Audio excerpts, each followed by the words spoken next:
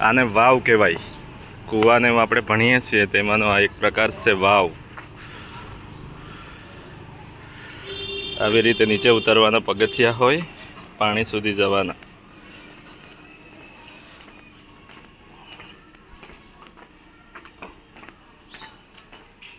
આમ એનું બાંધકામ હોય, જુઓ.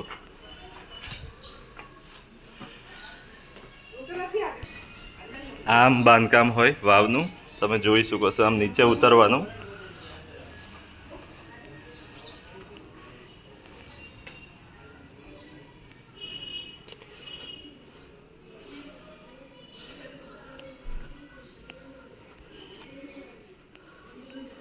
આમ બાંધકામ એક કૂવો જ હોય, પણ કૂવા સુધી પહોંચવા માટે આવી રીતે ઉપરથી પગથિયા બનાવેલા હોય.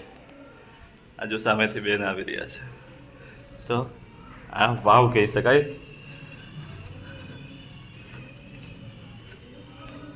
જો આ છે વાવ. બરાબર, અત્યારે બહુ ગંદકી છે, પણ એક પ્રકારનો કૂવો કહી શકાય.